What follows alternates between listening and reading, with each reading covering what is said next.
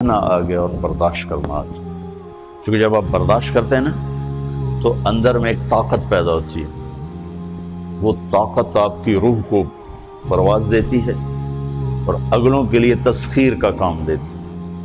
اور اگر آپ پھٹ گئے تو بم کے پھٹنے سے کیا ہوتا ہے؟ تباہی آتی ہے۔ جب آپ پھٹیں گے یا میں پھٹوں گا تو معاشرے میں تباہی آ جائے گی۔ تو اس کے لیے آپ دو چیزوں کا اہتمام فرمائیں۔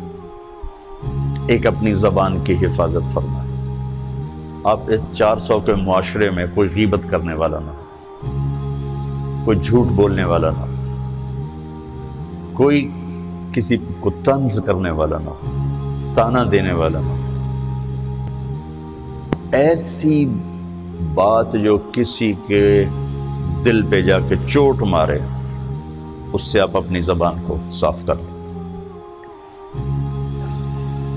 کبھی اس پہ قابو پا سکیں گے، کبھی نہیں، کبھی رہ جائے گا، کبھی ہو جائے گا۔ تو جب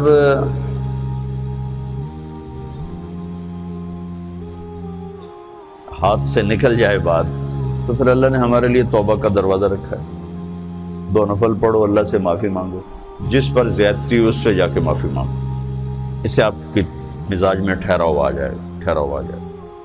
تو میں آپ سب سے یہ گزارش کرتا ہوں کہ اس معاشرے میں آپ اپنی زبان پہ قابو پانا سیکھیں، برائے میرا بہت فائدہ ہوگا۔ ایک زندگی گزری ہے، شام قریب ہے، تو پوری زندگی کے تجارب نچوڑ بھی اس میں شامل ہیں، اور تجارب نچوڑ کو گولی مارو اور دیوار پہ ڈال دو، میرے نبی کا فرمان اس کے لیے کافی ہے کہ آپ نے فرمایا کہ 2 چیزوں کی ضمانت دے دو، میں جنت کی ضمانت دیتا ہوں، ایک تمہارے جو 2 جبڑوں کے درمیان ہے، ایک تمہاری 2 ٹانگوں کے درمیان ہے، اسے پاک کر لو، میں جنت کا ضامن بن جاتا ہوں۔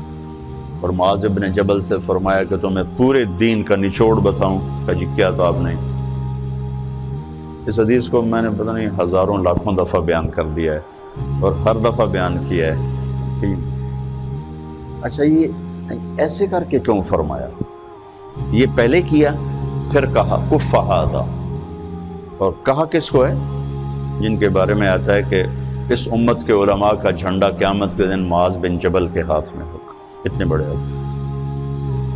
18 ہجری میں انتقال ہوا، 1434 ہجری میں اردن گیا تو ان کی قبر سے خوشبو آ رہی تھی۔ 1400 سال گزر گئے، ان کی قبر سے خوشبو کا آنا بند نہیں ہوا۔ اتنے بڑے آدمی کو کیسے سمجھایا؟ بچے کی طرح کہ معاذ اس زبان پہ قابو۔ تو آپ سب کو، اپنے آپ کو بھی کہتے ہیں، وہ عرب خطیب کہتے ہیں اوصیکم نفسی اولا وایاکم کر کے عام طور پہ خطبہ شروع کرتے ہیں، تو میں بھی اپنے ذات سے شروع کر کے آپ سے یہ عرض کرتا ہوں بچوں کہ اپنی زبان پہ قابو پانا سیکھو۔ یہاں اس کی مشق کر لو، یہ چھوٹا سا میدان ہے، چھوٹا ایک تالاب میں ہے، آپ تالاب، یہاں سے نکل کر آپ ایک سمندر میں کودیں گے جہاں ایک رشتوں کی فہرست ہوگی، تعلقات کی فہرست ہوگی، ناگواریوں کے خوفناک خاردار کانٹے ہوں گے، کہیں کہیں پھول ملیں گے ورنہ کانٹوں سے بھرا جہان ہے۔